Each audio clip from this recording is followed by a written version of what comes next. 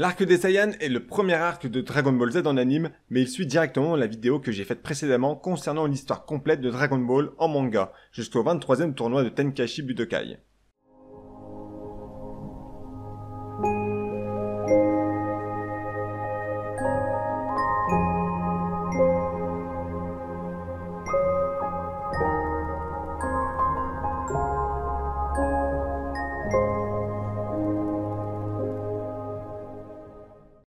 Cinq ans se sont écoulés depuis la défaite de Piccolo. La paix est revenue sur Terre, mais pour combien de temps encore?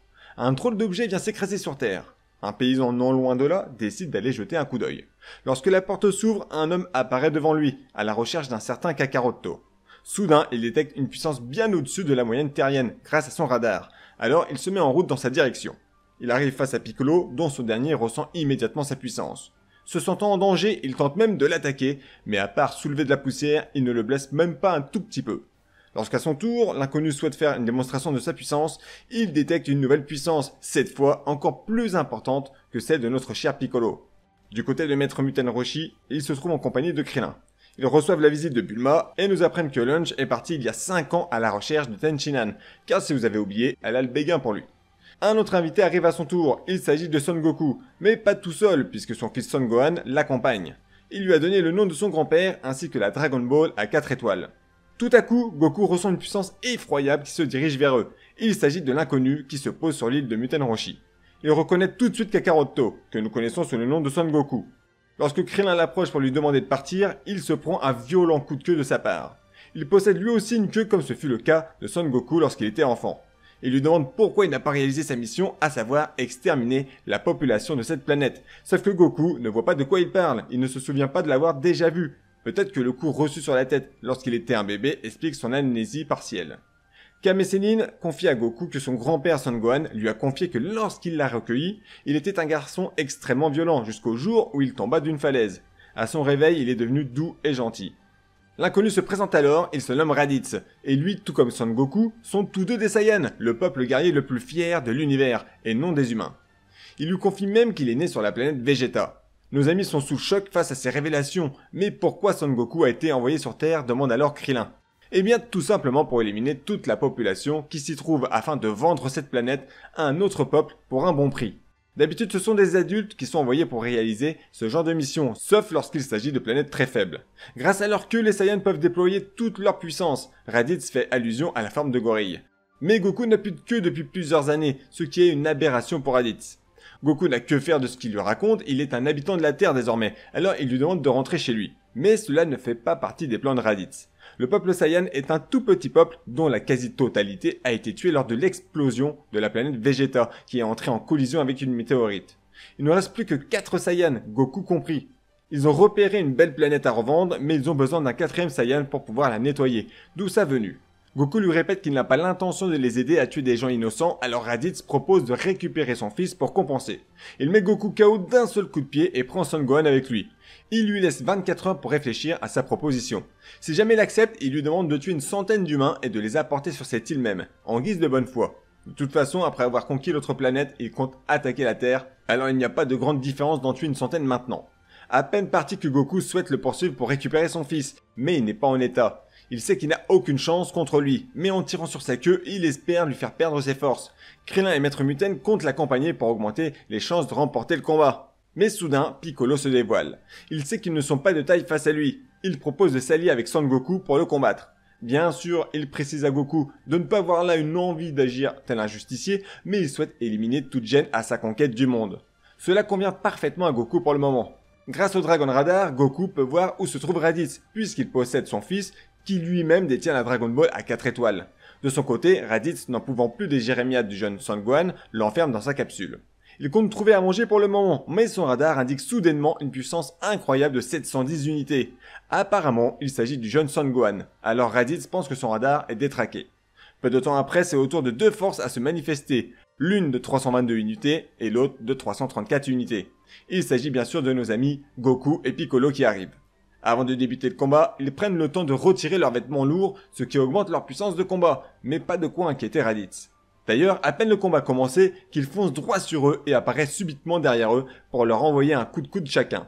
Il préfère les mettre en garde. Les deux autres Saiyans sont bien plus forts que lui. De quoi pas du tout rassurer nos amis en fait. Mais pour le moment, concentrons-nous déjà sur ce combat. Goku et Piccolo se font malmener, c'est le moins qu'on puisse dire. Ils ne parviennent pas du tout à suivre la vitesse de Raditz. Piccolo en vient même à perdre l'un de ses bras. Voyant l'écart de puissance entre eux et Raditz, il propose à Goku une technique qu'il a mis en place récemment. Mais pour la réaliser, il lui faut un temps de concentration pour rassembler son énergie. Durant ce temps, Goku est chargé de retenir Raditz. Il se bat comme il peut et balance même un Kamehameha, mais sans succès. De son côté, la puissance de combat de Piccolo monte en flèche en raison de la concentration de son énergie. Il balance sa nouvelle technique, le Makenko Sapo, en plein sur lui, mais Raditz esquive juste à temps son attaque, qui finit sur son épaule droite. Pour Piccolo, tout est perdu, mais Goku attrape la queue de Raditz, lui faisant perdre toute sa force. Il demande à Piccolo de charger une nouvelle fois son attaque, mais réclamant beaucoup d'énergie, il ne peut le faire qu'une fois encore. Raditz lui supplie de le laisser partir, il promet de quitter cette planète et de le laisser tranquille. Piccolo demande à Goku de ne pas l'écouter, mais crédule comme il est, il lâche sa queue et encaisse directement une violente contre-attaque qui le couche au sol. Il vient le torturer pour lui montrer qu'à sa grande différence, il ne fait preuve d'aucune pitié, même s'il s'agit de son frère. Piccolo ne peut rien faire, il sait que s'il lance son Makenko Sapo, Raditz l'évitera. En entendant les cris de douleur de son père, le jeune Son Gohan détruit la capsule dans laquelle il est enfermé. Sa force de combat est à 1307 unités. Il demande à Raditz de ne plus faire de mal à son papa et lui fonce dessus en lui envoyant un violent coup de tête en plein dans le thorax, fissurant même son armure. Raditz est touché, mais encore en état de combattre. Il compte bien éliminer Son Gohan qui présente une puissance bien trop dangereuse pour son jeune âge. C'est alors que Goku se relève et l'agrippe par derrière. Il demande à Piccolo de lancer son attaque sans s'occuper de lui. Voilà qui arrange bien Piccolo qui comptait le supprimer par la suite, selon ses dires. Raditz n'a pas la force pour se dégager de la prise de Son Goku. Ils prennent tous les deux de plein fouet l'attaque dévastatrice de Piccolo. Raditz n'en revient pas de mourir de leurs mains, mais Piccolo tient à le rassurer. Goku pourra ressusciter grâce au Dragon Ball. Voilà une information capitale qu'il ne disposait pas et qui est directement transmise à ses deux compagnons qui ne tarderont pas à rappliquer sur Terre lorsqu'ils apprendront sa disparition. Il ne leur reste alors qu'un an de tranquillité avant leur venue. Piccolo lui envoie le coup fatal pour le faire taire une bonne fois pour toutes. Au-dessus de sa tête, dans le ciel, arrivent Bulma et les autres. Les deux autres Saiyans viennent d'apprendre la mort de Raditz ainsi que l'existence des Dragon Ball. Cela intéresse fortement le plus petit qui compte bien obtenir la vie éternelle grâce à elle.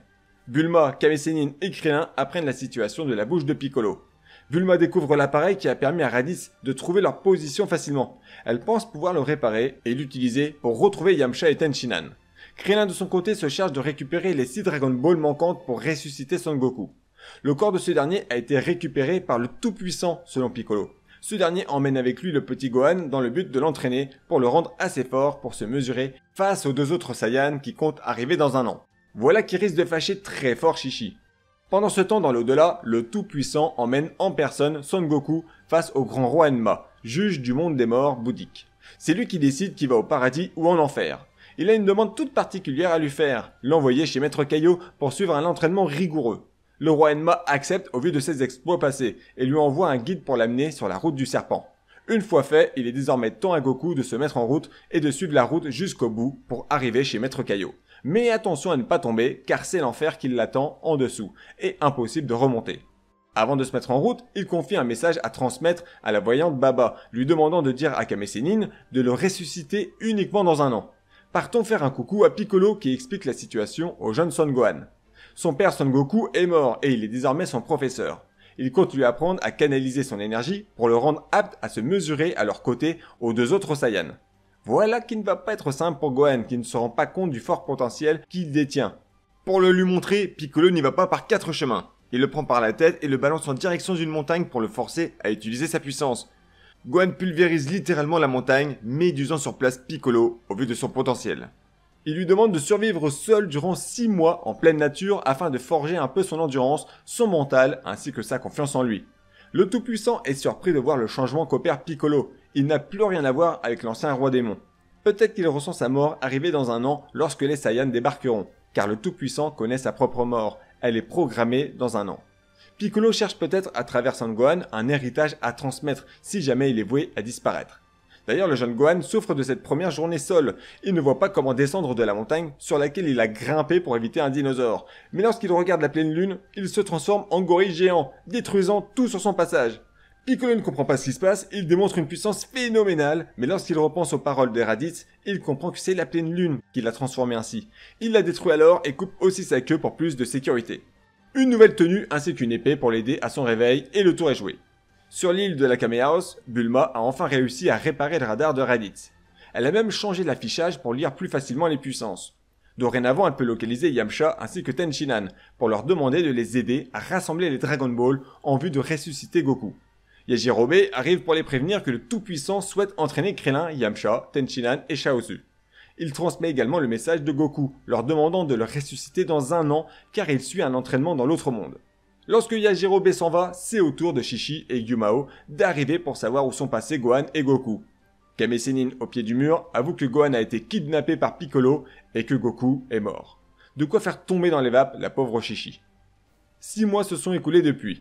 La bande de Krillin s'entraîne d'arrache-pied avec le Tout-Puissant et Mr. Popo. Goku, quant à lui, est toujours en train de courir sur la route du serpent, et Gohan est toujours vivant. On peut même dire qu'elle est en forme. Piccolo le rejoint pour commencer son entraînement en arts martiaux.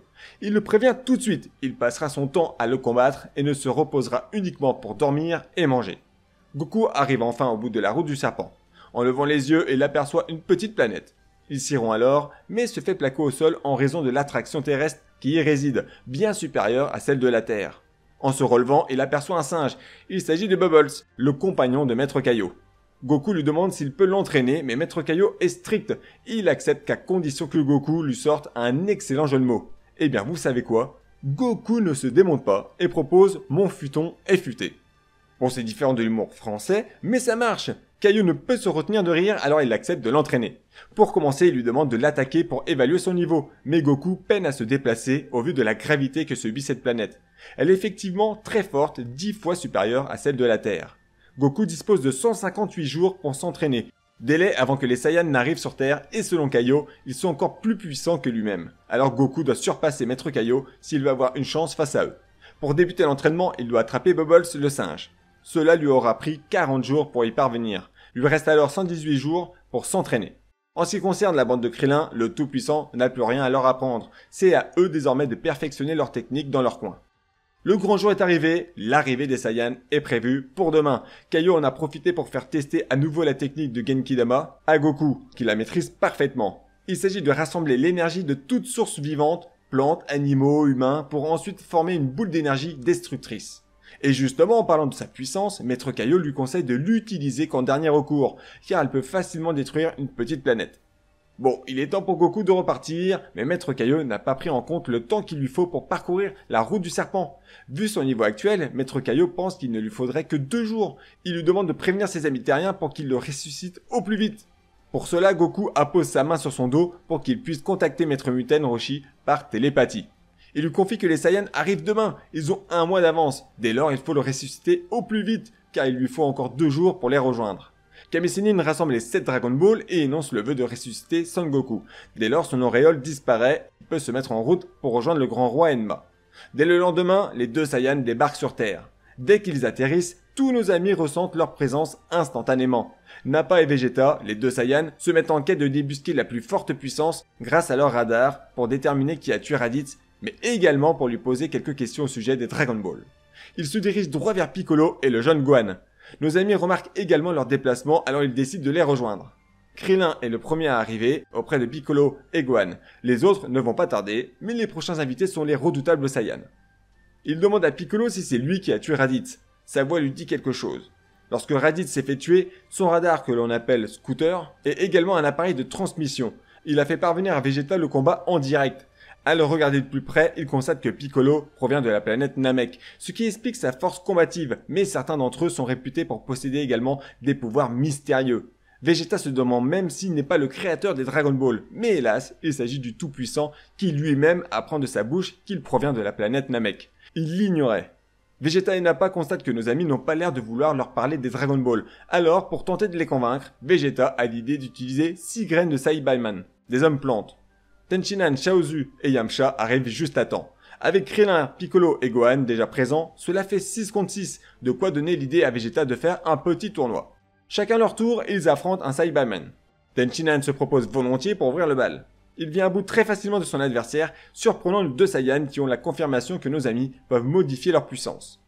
Bien que le Saiyaman n'est pas mort, Vegeta l'élimine en une fraction de seconde, histoire de le punir d'avoir pris de haut son adversaire. Désormais, c'est Yamcha qui se propose pour mettre fin à cette comédie.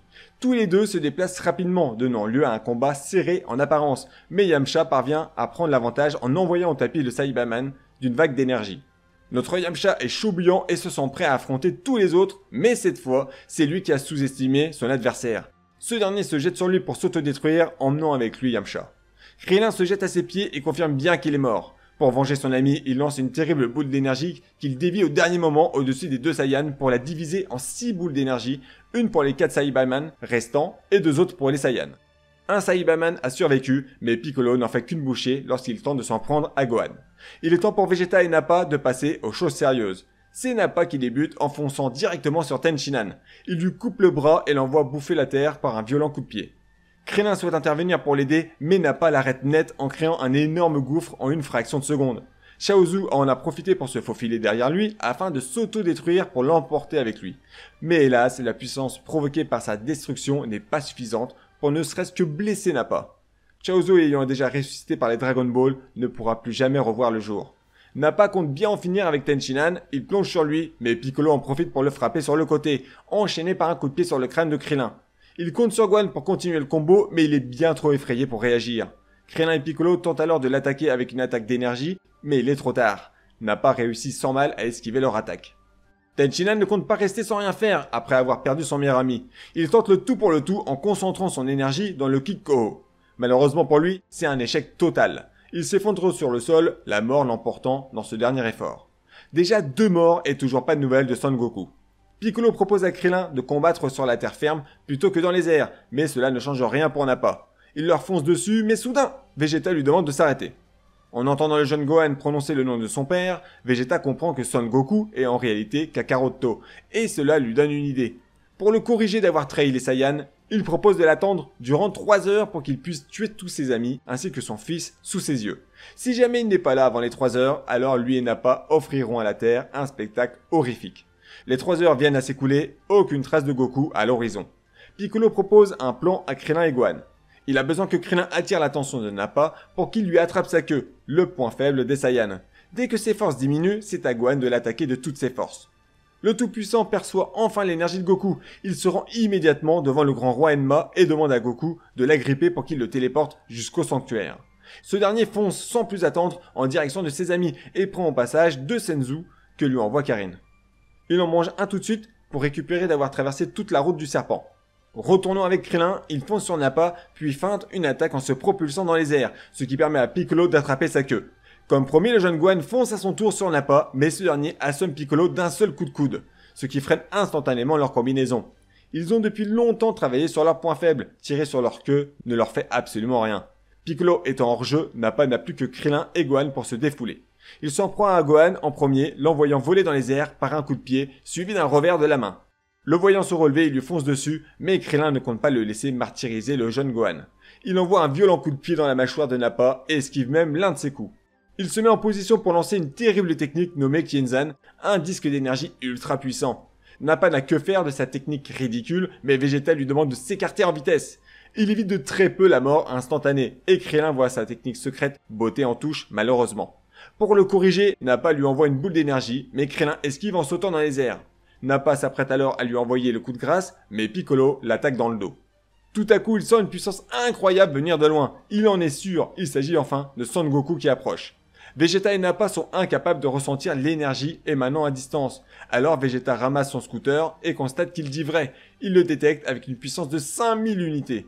Il demande à Nappa de se débarrasser en vitesse des 2 derniers combattants, de peur qu'à eux 3, ils viennent contrecarrer leur plan. Gohan propose de les retenir pour que Piccolo s'enfuit afin que le Tout-Puissant reste en vie pour préserver le pouvoir des Dragon Ball. Nappa voilà une sorte de provocation, alors il fonce sur lui en premier, mais le jeune Gohan lui envoie un méchant coup de pied qui l'envoie s'enfoncer dans une petite montagne de pierre. Voilà de quoi mettre Nappa très en colère qui envoie une puissante attaque vers Gohan. C'est alors que Piccolo accourt pour encaisser l'attaque à sa place, puis s'effondre au sol.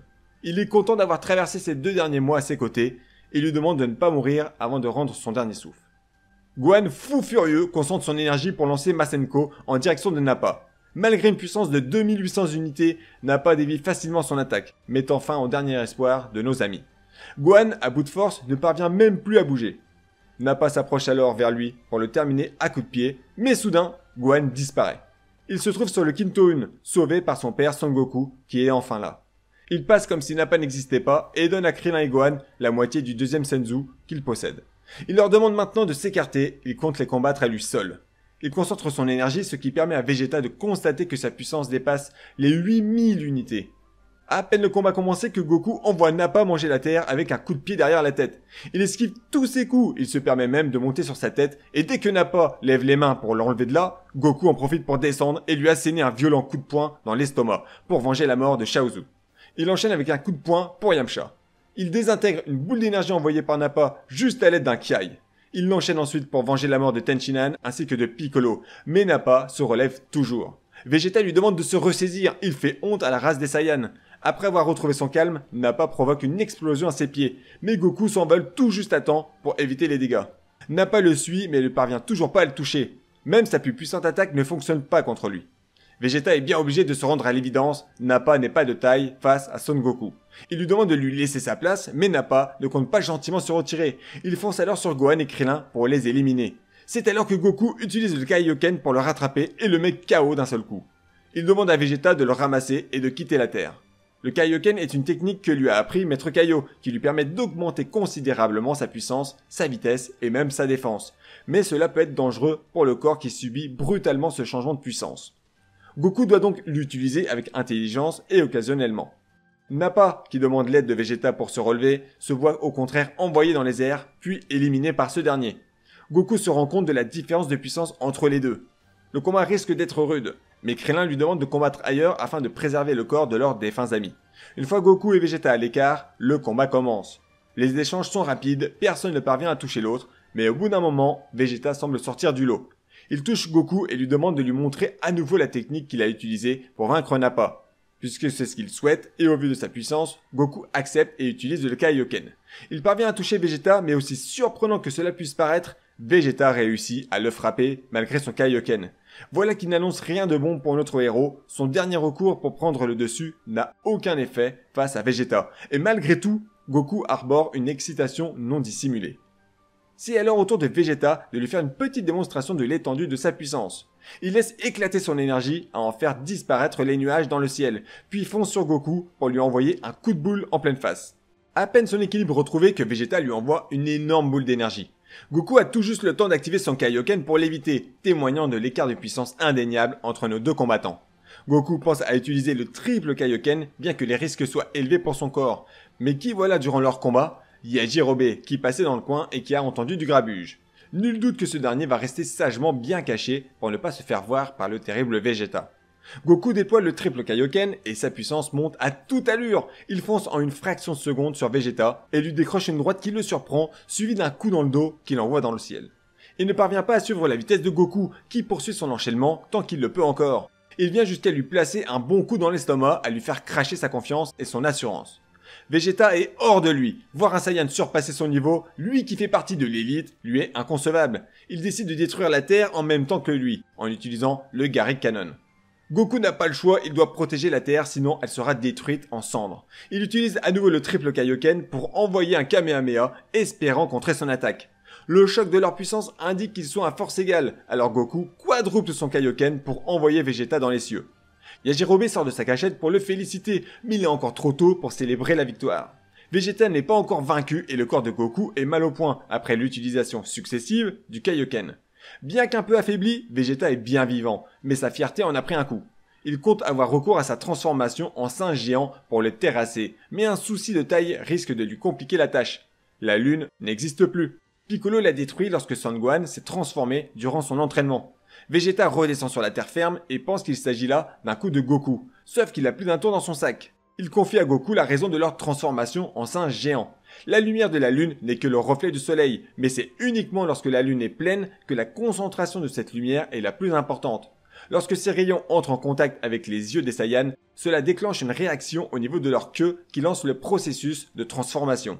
Dès lors, il lui suffit de créer une copie de la lune en mélangeant une boule d'énergie avec l'atmosphère de la Terre. Une fois fait, Vegeta commence sa transformation en redoutable singe géant. Sa puissance est démesurée à tel point que Gohan et Krillin la ressentent. Gohan décide de faire demi-tour ayant un mauvais pressentiment pour son père. Krillin décide bien entendu de le suivre. Sous cette forme de singe géant, la puissance de Vegeta est multipliée par 10. Goku comprend alors qu'il est l'auteur de la mort de son grand-père Son Gohan et promet de lui demander pardon une fois dans l'au-delà. Il ne voit alors plus qu'une solution pour le vaincre, l'utilisation du Genki Dama. Encore faut-il qu'il puisse rassembler l'énergie de tous les êtres vivants environnants, car Vegeta ne lui laisse aucun répit. Pour gagner du temps, il utilise la technique du Tenshinhan, le Taiyoken, pour l'éblouir et prendre de la distance afin de commencer à rassembler l'énergie de la terre, de la mer, ainsi que toute autre source d'énergie. Vegeta retrouve la vue et aperçoit Goku au loin. Celui-ci a tout juste le temps de rassembler assez d'énergie pour l'envoyer sur Vegeta, mais ce dernier le contre par une boule d'énergie envoyée depuis sa bouche. Goku est à bout, il a donné ses dernières forces dans ce Genki Dama. Il se fait écrabouiller ses deux jambes, son destin semble appartenir désormais à Vegeta. Dans un dernier élan de désespoir, Goku lui envoie un rayon dans l'œil, mais cela ne change rien. Vegeta s'apprête maintenant à l'écraser entre ses mains. Gohan et Krillin finissent par arriver sur la zone de combat. Ils retrouvent Yajirobe qui leur informe que le singe n'est autre que Vegeta. Krillin lui apprend que pour lui retirer sa forme de singe géant, il faut lui couper sa queue. Vegeta sent la présence d'un autre individu. Il s'agit de Gohan qui lui demande de lâcher son père. Krillin en profite pour préparer son Kenzan derrière lui pour le surprendre. Lorsqu'il lui lance, Vegeta saute au-dessus. Il l'avait déjà repéré avant qu'il se prépare. Nos amis se retrouvent dans une impasse, quand soudain, Vegeta sent ses forces le quitter. Yajirobe, le plus peureux des combattants, se jette sur lui pour lui trancher la queue et file à toute vitesse se planquer. Vegeta a retrouvé son apparence initiale, mais il n'est pas vaincu pour autant. Il se dirige vers Son Gohan pour l'éliminer, mais Krillin arrive à son secours. Il se fait corriger à son tour par un violent coup de pied, qui le propulse au loin. Il prend ensuite Gohan par le col et lui envoie un coup de boule avant de le balancer aux côtés de son père. Goku, encore conscient, demande à son fils de déployer sa puissance pour le vaincre. Il est lui aussi affaibli. Vegeta change ses plans, il décide d'en finir avec Son Goku en premier. Mais lorsqu'il commence à le martyriser, Gohan se relève et lui envoie une boule d'énergie.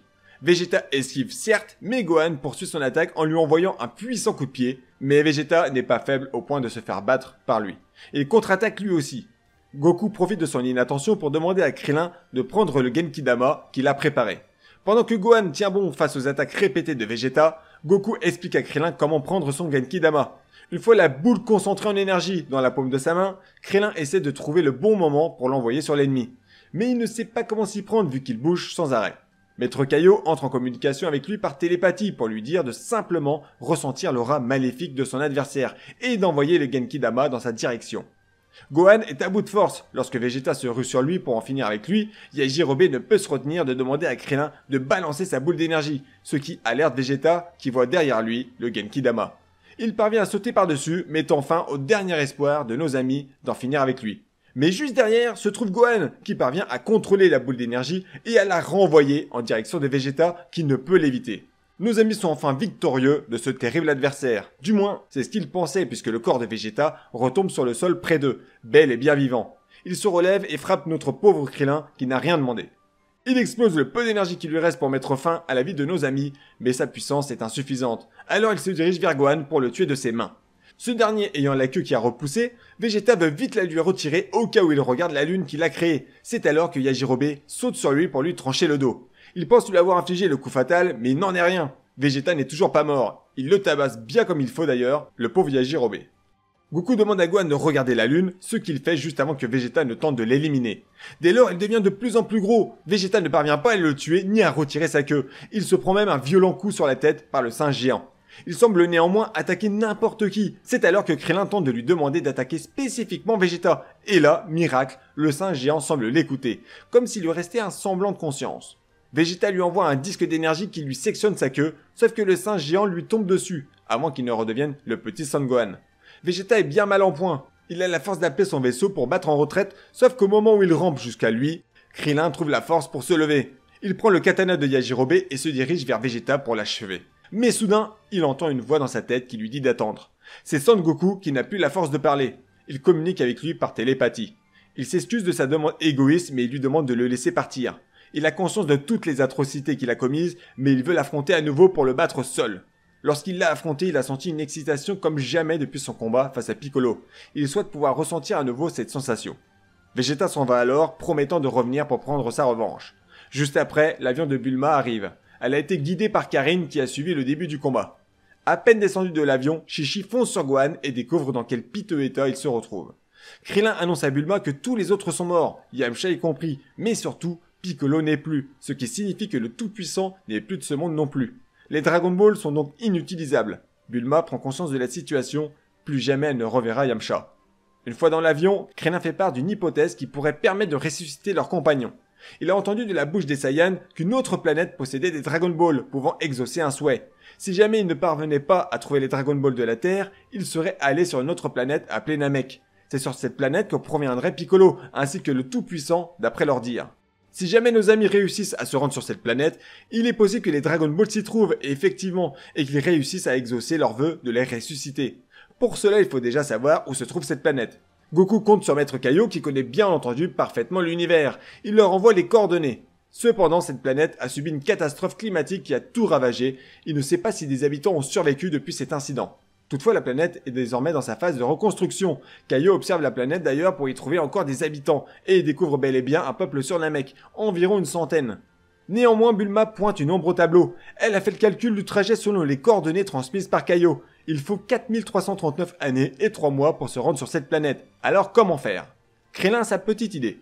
Utiliser le vaisseau spatial des Saiyans qui sont venus attaquer la Terre. Certes, Vegeta est reparti dans son vaisseau, mais il reste celui de Nappa. Krillin possède même la télécommande. Il doit être resté dans la capitale de l'Est, à l'endroit où ils ont atterri. Pour le moment, Goku est cloué à l'hôpital pendant 4 mois, sauf si Karin lui ramène un Senzu d'ici un mois. Le temps pour elle d'en avoir à nouveau. Quant à Gohan et Krillin, il reste seulement 3 petits jours. Bulma entre dans la chambre d'hôpital en trombe en leur demandant de regarder la télévision. Le vaisseau spatial des Saiyans est présenté. Bulma a la riche idée de le faire décoller grâce à la télécommande que lui a ramené Krillin, sauf qu'en appuyant sur le bouton, ce dernier explose. Voilà qui est fâcheux pour nos amis qui comptaient beaucoup sur ce vaisseau pour se rendre sur Namek. Existe-t-il un autre moyen? Mister Popo qui débarque à son tour a peut-être la solution. Mais vous découvrirez cela dans l'arc de Freezer.